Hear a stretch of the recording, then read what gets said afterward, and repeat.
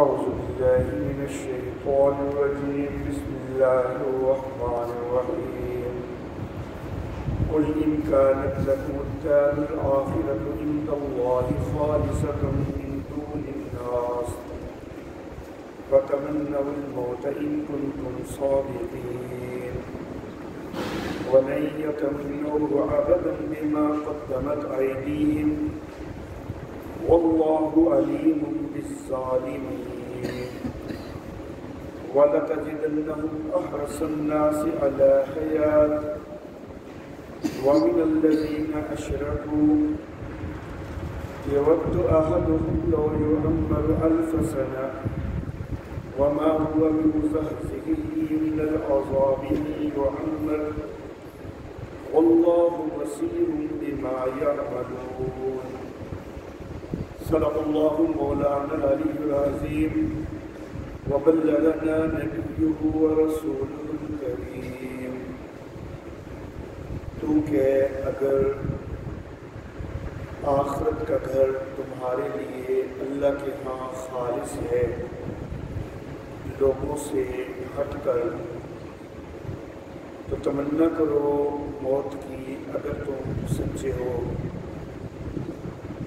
اور وہ ہرگز اس کی تمنا کبھی بھی نہیں کریں گے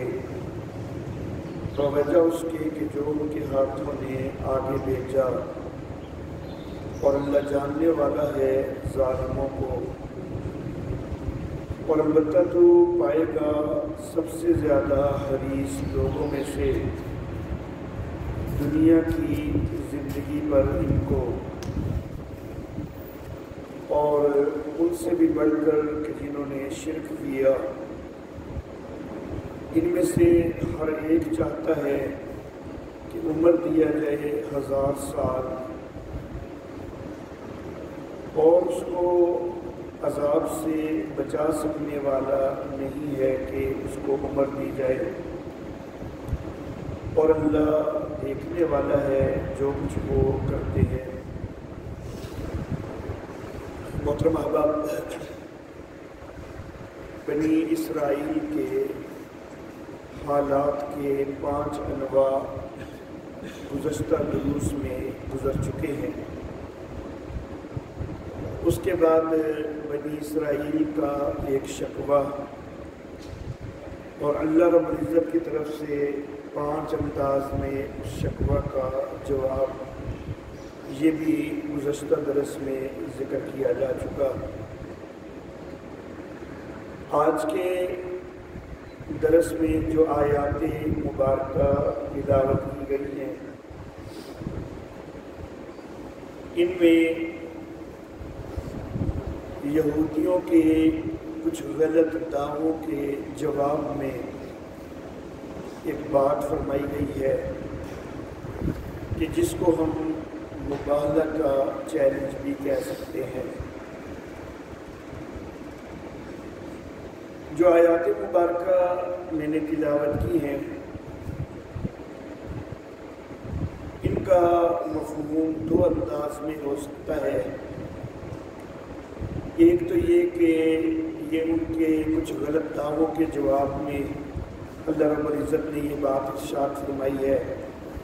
کہ تمہیں موت کی تمنا کرنی چاہیے، اور دوسرا یہ کہ مبالغے کے انداز میں یہ بات فرمائی گئی ہے۔ پہلی تفسیر کے مطابق وہ کون سے ان کے دعوے ہیں کہ جن کے جواب میں یہ بات فرمائی گئی ہے کہ تمہیں پھر موت کی تمنا کرنی چاہیے، تو اس حوالہ سے سورۃ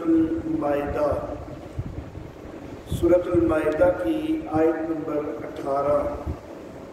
اس کے اندر اللہ رب العزت ان کا ایک دعویٰ ذکر فرماتے ہیں کہ وَقَالَتِ الْيَهُودُ وَالنَّصَارَى نَحْنُ أَبْنَاءُ اللَّهِ وَأَحِبَّاؤُهُ، کہ یہودی اور عیسائی کہتے ہیں کہ ہم اللہ کے بیٹے ہیں اور اس کے محبوب ہیں۔ تو یہودی بھی اپنے آپ کو اللہ کا محبوب اور اللہ کا بیٹا کہتے، اور عیسائی بھی اپنے آپ کو اللہ کا محبوب اور اللہ کا بیٹا کہتے، اور ان کو یہ خیال ہوتا کہ جب ہم اللہ کے اتنے محبوب ہیں، اللہ کے بیٹے ہیں، تو پھر اللہ ہمیں جہنم کا عذاب تو نہیں دے گا، ہم سیدھے جنت کے مستحق ہوں گے۔ ان کا ایک اور دعویٰ یہ ہے کہ جنت جو ہے وہ ہے ہی صرف ان کے لیے۔ سورۃ البقرہ کی آیت نمبر 111، اس میں اللہ رب العزت ان کے اس دعویٰ کا بھی تذکرہ فرماتے ہیں کہ وَقَالُوا لَن يَدْخُلَ الْجَنَّةَ إِلَّا مَنْ كَانَ هُودًا أَوْ نَصَارَىٰ، اور کہنے لگے کہ ہرگز جنت میں داخل نہیں ہوگا مگر وہی کہ جو یہودی ہو یا عیسائی ہو۔ یعنی یہودی یہ کہتے ہیں کہ جو یہودی ہو بس وہ جنت میں جائے گا اور کوئی جنت میں نہیں جائے گا، اور عیسائی یہ کہتے ہیں کہ جو عیسائی ہے بس وہی جنت میں جائے گا، کوئی اور جنت میں نہیں جائے گا۔ ان کا ایک اور دعویٰ کہ جس کا ذکر اللہ رب العزت نے سورۃ البقرہ کی آیت نمبر 80 میں کیا ہے کہ وَقَالُوا لَن تَمَسَّنَا النَّارُ إِلَّا أَيَّامًا مَّعْدُودَةً، کہنے لگے کہ ہمیں ہرگز آگ نہیں چھوئے گی مگر بس گنتی کے چند دن۔ یہ جو گنتی کے چند دن کی بات ہے تو یہ بھی ایک دوسری آپشن کے طور پر وہ کہتے ہیں۔ پہلا تو ان کا خیال یہی ہوتا ہے، یہی ان کا دعویٰ ہوتا کہ ہمیں آگ ہرگز چھوئے گی ہی نہیں، اور پھر دوسری آپشن یہ ہوتی کہ چلو اگر تھوڑا جہنم کے اندر ہم چلے بھی گئے نا تو بس چند دن کے لیے جائیں گے، اس کے بعد ہم سیدھے جنت کے مستحق ہو جائیں گے۔ تو یہ ان کے مختلف دعوے ہیں کہ ہم اللہ کے بیٹے ہیں، اللہ کے محبوب ہیں، جنت بنائی ہمارے لیے گئی ہے، صرف ہم نہیں جنت میں جانا ہے، اور جہنم کا عذاب ہمیں نہیں ملے گا، اگر ملے گا بھی تو بس چند دن ملے گا۔ تو ان کے ان دعووں کے جواب میں اللہ رب العزت نے فرمایا کہ اگر تم جنت کے اتنے ٹھیکے دار ہو، تمہیں واقعی یہ یقین ہے کہ تم کو جنت بڑی جلدی مل جانی ہے یا سیدھے جنتی تم نے ہو جانا ہے، تو پھر تمہیں تو موت کی تمنا کرنی چاہیے نا، کیونکہ دنیا کی زندگی کی نسبت جنت کی زندگی تو بڑی اعلیٰ ہے نا۔ تو تمہیں اگر 100% اسی طرح یقین ہے کہ جہنم نے تمہیں کوئی نہیں چھونا یا بہت محدود چھونا ہے اور تم سیدھے جنت کے مستحق ہونے والے ہو، تو تمہیں تو چاہیے کہ پھر تمنا کرو کہ جلدی تمہیں موت آ جائے۔ قل اے نبی آپ ان سے کہیے ان کانت لکم الدار الآخرۃ عند اللہ خالصۃ، اگر تمہارے لیے آخرت کا گھر اللہ کے ہاں خالص ہے، من دون الناس لوگوں سے ہٹ کے، فتمنوا الموت تو پھر موت کی تمنا کرو نا، ان کنتم صادقین اگر تم سچے ہو۔ یہ ایک انداز میں تفسیر ہو گئی کہ ان کے کچھ باطل دعووں کے جواب میں یہ بات کہی گئی ہے۔ ایک دوسری تفسیر حضرت عبداللہ ابن عباس رضی اللہ تعالی عنہما کے قول کے مطابق انہوں نے فرمایا کہ اس آیت مبارکہ کے اندر یہود کو مباہلہ کا چیلنج دیا گیا ہے۔ مباہلہ کیا چیز ہوتی ہے؟ مباہلہ اس کو کہتے ہیں کہ دو فریق ہیں، ان میں سے ہر ایک کا دعویٰ ہے کہ میں سچا ہوں، دوسرا مقابل فریق جو ہے وہ جھوٹا ہے، تو پھر دونوں فریقوں کو کہا جائے کہ پھر دونوں اپنے بیوی بچوں کے ہمراہ باہر نکلو اور اللہ سے دعا مانگو کہ جو جھوٹا ہے اس کے اوپر اللہ کی لعنت اور ہلاکت ہو جائے، اور جو سچا ہے تو وہ محفوظ رہے۔ تو اس چیز کو مباہلہ کہا جاتا ہے کہ دونوں فریق سامنے نکل کر ایک دوسرے کے لیے اس طرح دعا کریں، تو اس کو مباہلہ کہا جاتا ہے۔ مباہلہ کا ایک جائز چیز ہے، لیکن یہاں پر یہ خیال رہے کہ ہر جائز چیز جو ہے اس کا یہ مطلب نہیں ہوتا کہ اس کا استعمال بہت عام شروع کر دیا جائے۔ کچھ جائز چیزیں ایسی بھی ہوتی ہیں کہ جن کا بہت زیادہ استعمال جو ہے وہ مناسب نہیں ہوتا۔ اس کی ایک بہت بڑی مثال طلاق ہے۔ طلاق ایک جائز چیز تو ہے، لیکن کیا طلاقیں ہر روز دیتے رہنے چاہیے؟ اس کا عام استعمال ہونا چاہیے، ایسا تو نہیں ہے، بلکہ حلال چیزوں میں اللہ کے ہاں سب سے زیادہ جو ناپسندیدہ چیز ہے تو وہ طلاق ہے، تو کبھی دینی تو پڑ ہی جاتی ہے، اس لیے اللہ نے جائز تو رکھی ہے، حالات کبھی اس کا تقاضا کرتے ہیں، لیکن اس کا یہ مطلب نہیں کہ طلاقوں کی کثرت شروع کر دی جائے۔ اسلام اسی کی ترغیب دیتا ہے کہ ہر ممکن کوشش کرو کہ گھر بسا رہے، طلاق پر نوبت نہ آئے۔ تو بہرحال ہر جائز چیز جو ہے اس کا استعمال کثرت سے ہونا یہ لازم کوئی نہیں ہوتا، اور کئی دفعہ بالکل مناسب بھی نہیں ہوتا۔ تو مبالغہ جو ہے، ہر چھوٹی بڑی بات پر مبالغہ کا چیلنج دینا یہ انتہائی غلط چیز ہے۔ اعمال کے حوالے سے مبالغے کا چیلنج دینا یہ بھی انتہائی غلط چیز ہے۔ اعمال کے حوالے سے مبالغے کا چیلنج نہیں ہونا چاہیے، اگر کوئی ہو تو صرف عقائد کے حوالے سے ہونا چاہیے، اور عقائد کے حوالے سے بھی صرف اس وقت ہونا چاہیے کہ جب انتہائی ناگزیر ہو جائے، حالات اس طرح کے ہوں کہ اگر یہ چیلنج نہیں دیا جا رہا تو دشمن جو ہے وہ اسلامی عقائد کے اوپر بڑا حرف اٹھا رہے ہیں، اور وہ اپنے اعتراضات میں جو ہے وہ غالب آتے جا رہے ہیں۔ اس قسم کے کوئی حالات ہو جائیں کہ جہاں ناگزیر ہو جائے تو پھر مبالغہ کا چیلنج دے دینا وہ بھی درست ہے، اس میں پھر کوئی حرج نہیں ہوتا، لیکن بہرحال یہ بڑا سوچ سمجھ کے چیلنج دینا چاہیے۔ بہرحال یہودیوں سے کہا گیا کہ اگر تم سچے ہو نا، اور تمہارا یہی خیال ہے کہ آخرت کا گھر تمہارے لیے ہی ہے،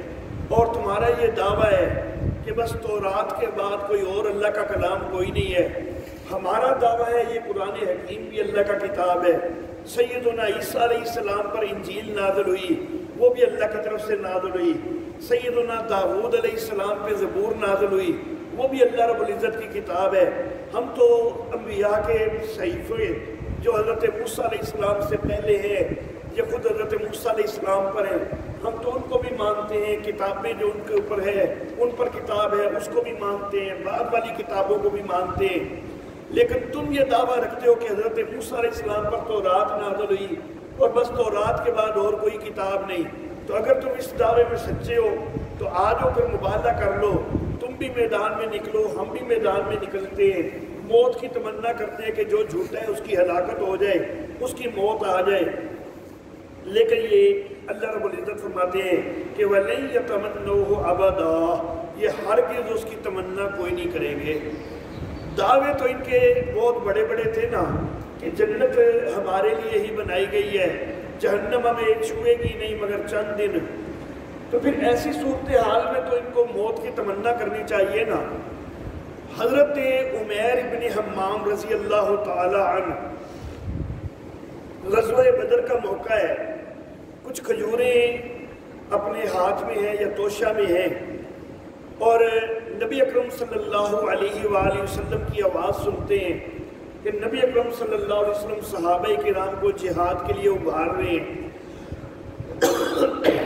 اور نبی اکرم صلی اللہ علیہ وسلم نے فرمایا کہ اس جنت کی طرف آؤ کہ جس کی وسعت آسمانوں اور زمین کی طرح ہے۔ تو حضرت عمیر بن حمام کہنے لگے، آقا وہ ایسی جنت ہے کہ جس کی وسعت آسمانوں اور زمین جیسی ہے؟ میرے آقا نے فرمایا کہ ہاں، کیا تجھے یقین نہیں آ رہا؟ کہنے لگے یقین تو ہے، مجھے تو اس کا شوق ہو رہا ہے کہ میں جلدی اس کے اندر پہنچ جاؤں۔ اللہ اللہ۔ اور ایک روایت میں ان کے یہ لفظ بھی ملتے ہیں جو ان کے شوق کو بڑا ظاہر کرتے ہیں، کہنے لگے کہ ہائے کتنی اچھی بات ہے کہ میرے اور جنت کے درمیان بس اتنا ہی فاصلہ ہے کہ کوئی مجھے قتل کر دے تو میں بس سیدھا جنت میں چلا جاؤں گا۔ تو یہ شہادت کی ان کی تمنا ہے، جنت کے اندر جلدی جانے کی تمنا ہے۔ کھجوریں توشے کے اندر ہیں یا ہاتھ میں پکڑی ہوئی ہیں، کھانے کا ارادہ کیا، منہ کے اندر لے جانے لگے، اور پھر ساتھ ہی سوچا کہ اگر کھجوریں کھانے لگ جاؤں تو یہ دنیا کی زندگی کے اندر میرا وقت کچھ اور بڑھ جائے گا۔ تو کہنے لگے لَإِنْ أَنَا حَيِّيتُ حَتَّى آكُلَ تَمَرَاتِي هَٰذِهِ،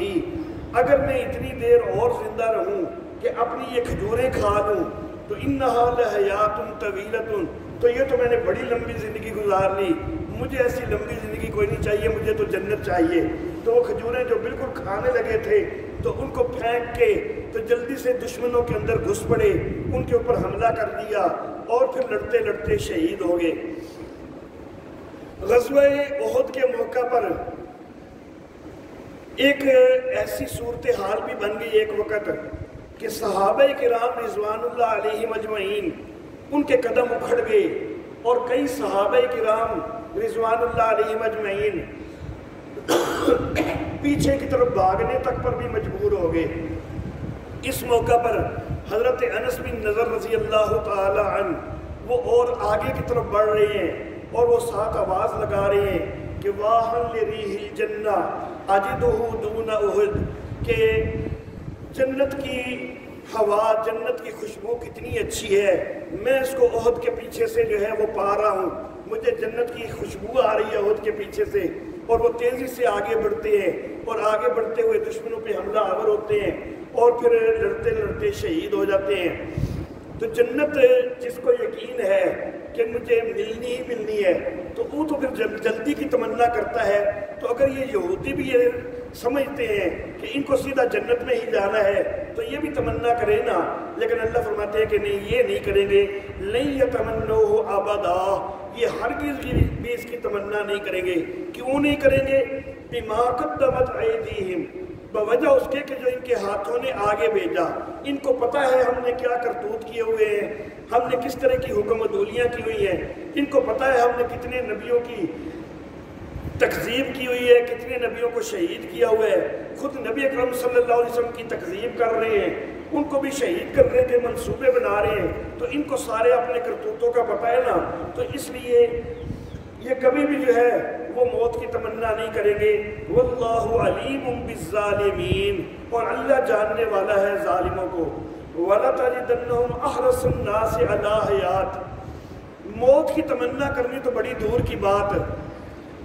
اے نبی، آپ ان کو دنیا کی زندگی کا سب سے بڑا حریص پائیں گے۔ پوری دنیا کے اندر اور کوئی قوم دنیا کی زندگی کے اوپر اتنی حریص نہیں ہے، اتنا لالچ دنیا کی زندگی کا نہیں رکھتی جتنی یہ یہودی قوم جو ہے یہ دنیا کی زندگی کے لیے حریص ہے، دنیا کی زندگی کا یہ لالچ رکھتی ہے،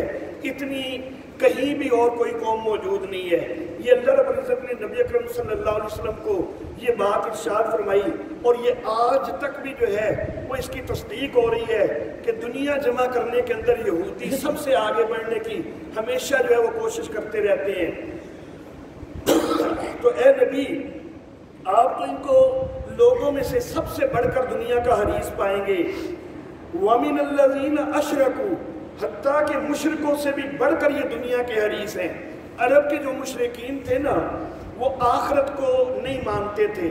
آخرت کا انکار کرتے تھے۔ وہ کہتے تھے بس یہ دنیا کی زندگی ہے، اس کے بعد نہ کوئی قیامت ہے، نہ کوئی جنت ہے، نہ کوئی جہنم ہے۔ تو اب جس کا نظریہ یہ ہو کہ بس ہے ہی صرف یہ دنیا کی زندگی، اس کے علاوہ کوئی زندگی ہے ہی کوئی نہیں، تو ظاہر بات ہے کہ اس کا تو پھر دل یہی ہوگا نا کہ وہ زیادہ لمبی زندگی گزارے، کیونکہ اس کو تو یہی زندگی بس اسی کی توقع ہے، کسی اور زندگی کی تو توقع اس کو ہے ہی کوئی نہیں۔ تو مشرک تو یہ توقع کرنے میں حق بجانب تھے کہ وہ تو آخرت کا چونکہ تصور ہی کوئی نہیں رکھتے تو وہ تو لمبی زندگی کی تمنا کریں، لیکن تم تو آخرت کا تصور رکھتے ہو، اس کے باوجود تم ان سے بھی بڑھ کر حریص ہو، تم مشرکوں سے بھی بڑھ کے چاہتے ہو کہ ہماری زندگی لمبی ہو جائے۔ کتنی لمبی ہو جائے؟ اللہ فرماتے ہیں یود احدہم لو یعمر الف سنہ، ان میں سے تو ہر ایک یہ خواہش کرتا ہے کہ اس کی عمر 1000 سال ہو جائے۔ تو یہ دنیا کی زندگی بہت طویل چاہتے ہیں، بڑی لمبی چاہتے ہیں، لیکن کیا 1000 سال کے بعد بھی، چلو اگر فرض کرو 1000 سال بھی زندہ رہ گئے، 1000 سال بھی جی لیا، تو کیا پھر موت کوئی نہیں آنی؟ موت تو پھر بھی آ کے ہی رہنی ہے، اور کیا پھر عذاب کوئی نہیں ہونا؟ عذاب تو پھر بھی ہونا ہی ہونا ان کو۔ وَمَا هُوَ بِمُزَحْزِحِهِ مِنَ الْعَذَابِ أَن يُعَمَّرَ، ان کا لمبی عمر پا لینا وہ ان کو عذاب سے بچا کوئی نہیں سکتا، عذاب ان کے اوپر آنا ہی آنا ہے۔ وَاللَّهُ بَصِيرٌ بِمَا يَعْمَلُونَ، اور اللہ دیکھنے والا ہے جو کچھ وہ کرتے ہیں۔ وَآخِرُ دَعْوَانَا الْحَمْدُ لِلَّهِ رَبِّ الْعَالَمِينَ۔